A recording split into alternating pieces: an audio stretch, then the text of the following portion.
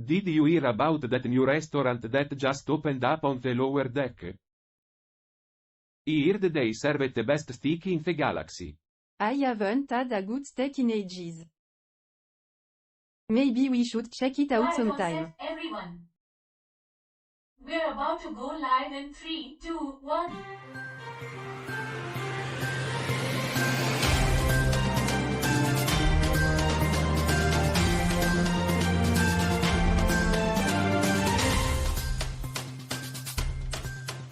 Good morning, viewers. Welcome to Earth. Today, we're excited to bring you a special broadcast of New Horizons. But first, let's recap last week's episode. In case you missed it, the crew has been preparing for the broadcast of New Horizons, a new show that will use our intergalactic broadcasting relay as part of its distribution strategy. Unfortunately, we've encountered some technical difficulties that threaten the broadcast. What kind of difficulties? Yeah, can you elaborate on that, Debbie? Well, we're still working out the kinks, but Carl and Roger are doing everything they can to fix it. In the meantime, let's stay positive and hope for the best. And now for our headlines.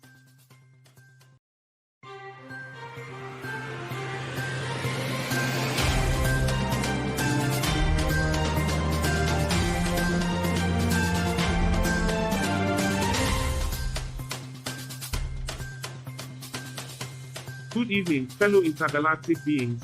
Welcome to 24/7 Newsroom, where we bring you the latest news from around the universe, with a humorous twist. I'm Charlie, and I'm joined today by my fellow panel members Bob and Alice. Hey there, everyone. Hello. Today, we are going to start off with an article from The Standard in Belgium about an illegal rave that took place over the weekend in Brussels. According to the article, the event was described as one of the best in Europe, with multiple stages and a variety of illegal substances on sale.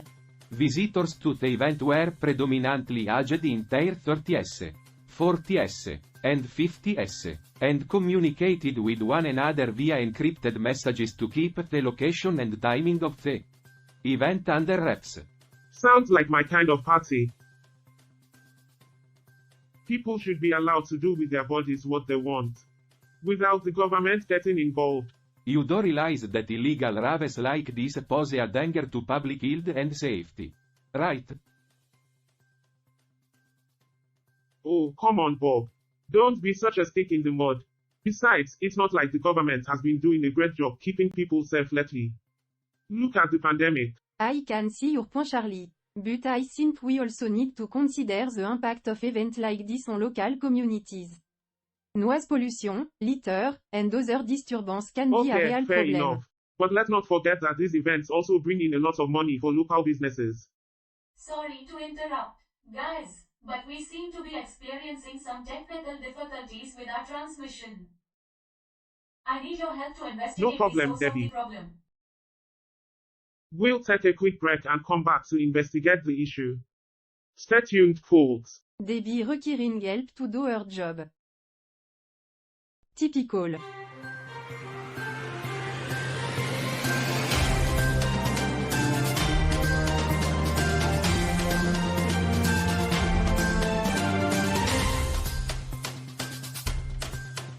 Article 2. From the Straits Times, warned that Singapore will face challenges in growing its economy and creating jobs in the future. I mean, isn't that just the nature of the beast? Yes, but the article also mentioned changing trade rules and shifting geopolitics, which can have a big impact on a small country like Singapore. Perhaps one solution could be for Singapore to focus on innovation and developing new industries that can compete in the global Who asked market. you, Carl?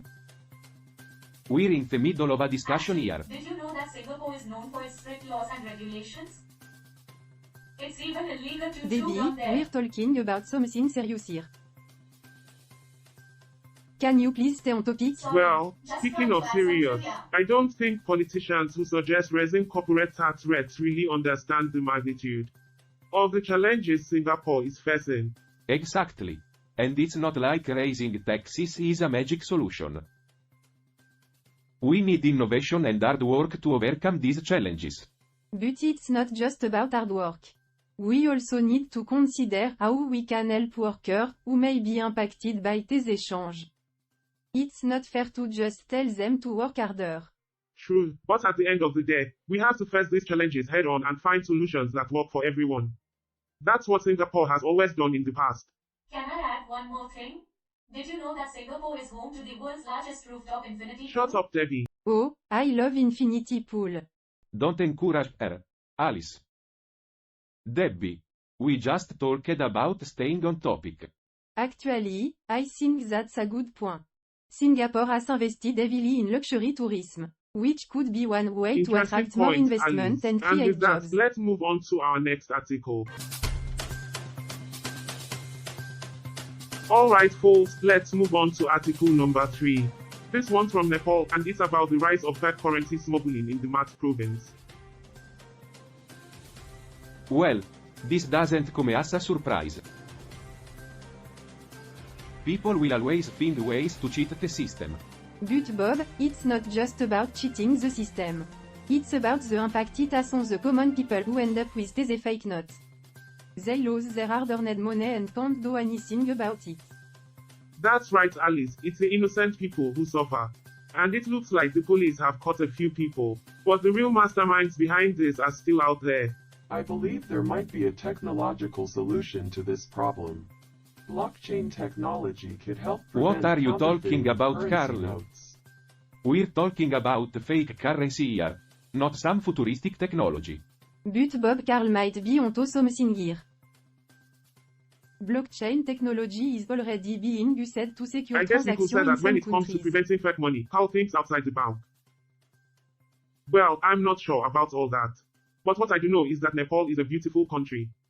Did you know that Nepal is the only country in the world that doesn't have a rectangular flag? Really? That's interesting. I didn't know that. I did. And did you know that Nepal is home to 8 of the 10 highest mountains in the world? Wow, that's incredible. Thanks for the trivia, Alice. But getting back to the article, it's clear that the police need to take more action to prevent the spread of fake currency. We can only hope they catch the real culprits soon.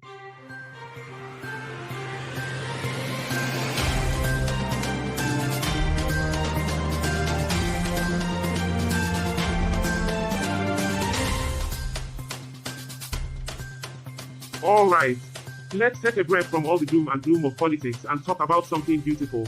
Like nature. Bob, have you ever been to Costa Rica? No. I haven't had the pleasure yet. But I did once go to a national park in my own planet that had a pretty nice flower bed. Whoa, a flower bed? Costa Rica has over 500 species of plants and animals. And you're bragging about a flower bed. Hey, I am just saying. It was a really nice flower bed. Okay, let's get back on track. For our next article, we'll be talking about a beautiful virtual journey to Costa Rica that showcases some stunning landscape photography. We have 10 photographs taken by Swiss photographer Florian Costa, who traveled throughout the country capturing breathtaking pictures of its diverse landscapes. From mountains to beaches, we'll be discussing some of the most vibrant colors and regions that make Costa Rica a unique place on Earth. These photographs are truly stunning. I mean, look at this one of the mountain river. The water looks so clear you could drink it. But should you drink it? That's the question. What do you mean, Alice? Well, if the water is that clear in the photograph, it might look tempting to drink. But in reality, it could be contaminated. Well, you said there are 500 species in Costa Rica. Who knows what kind of parasite or bacteria could be in that river water? I wouldn't risk it. You sound like a real fun party guest, Alice. Oh, don't drink the water, it might have parasites. I'm just looking out for people's health. Actually, I read that Costa Rica has a very high life expectancy compared to other countries in the region. Maybe their water is Wow, just fine. Debbie. Thanks for that incredibly insightful addition to the conversation. Actually, there's a way to make sure the water is safe to drink. You can use a water Wait, filter. Carl, when did you become an expert on water filter? Oh, just some research I did in my free time. Free time? What's that? I haven't had free time since I was a baby alien. Yeah. Charlie's idea of free time is just procrastinating on his work. Hey, if it works, it works. Yeah, because laziness is such a great life strategy. Hey, I am not lazy. I just know when to take a break and enjoy the little things in life. Like these beautiful photos of Costa Rica.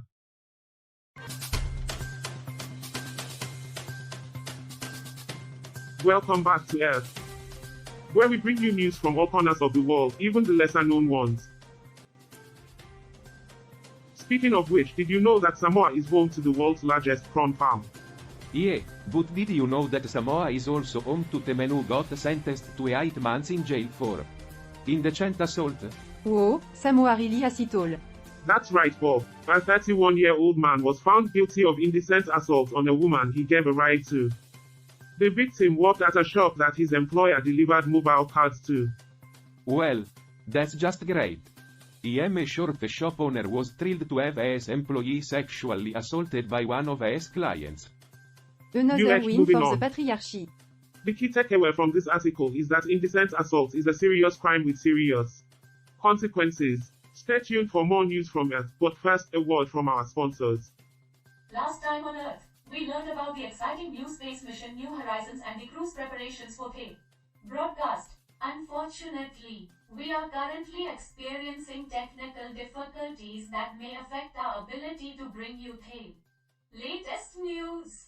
We apologize for any inconvenience and will update you as soon as we can.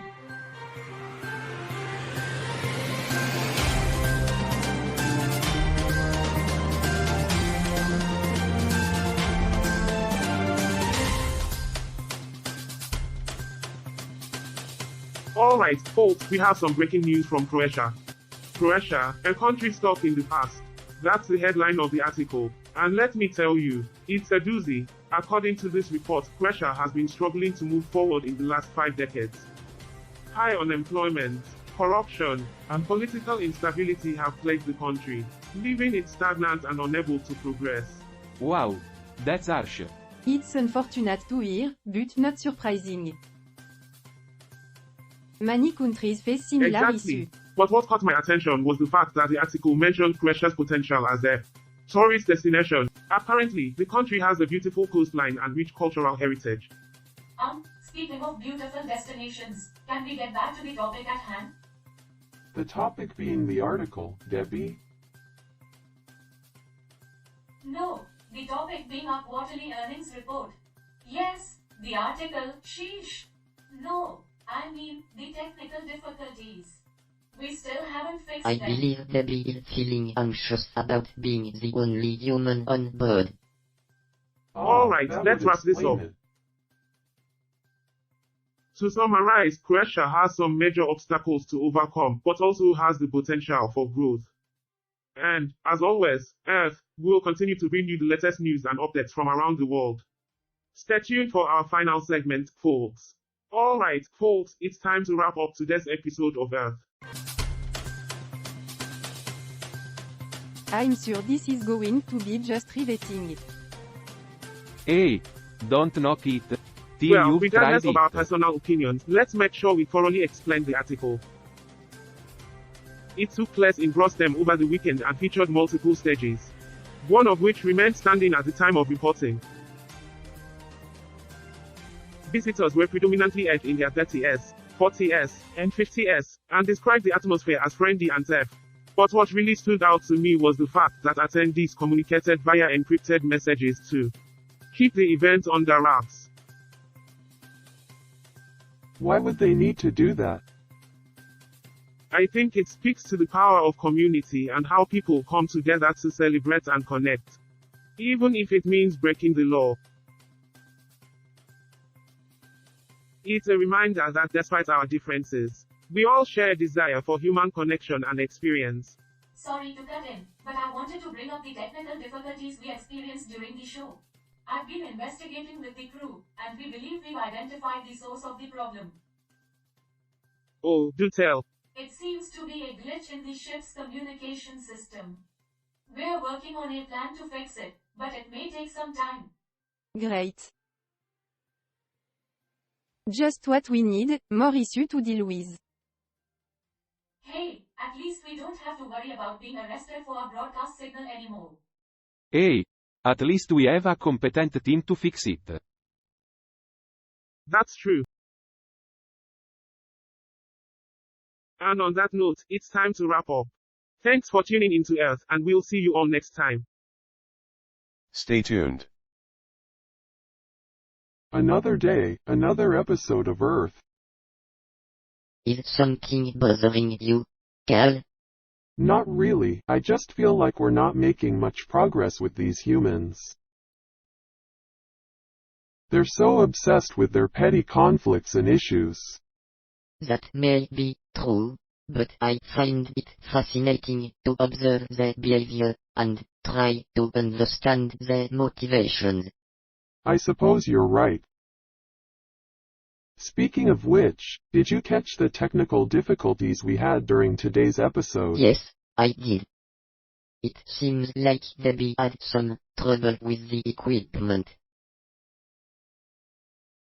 She enlisted our help to figure out what went wrong. We traced it back to a faulty circuit board and were able to fix it. But it got me thinking, why do we even bother with this show? Well, for one thing, it's interesting to see how different species view and interact with each other. And who knows, maybe we can learn something from them that we can apply to our own society. I suppose you're right, it's just frustrating sometimes. I understand. But remember, progress takes time. And we have all the time in the world.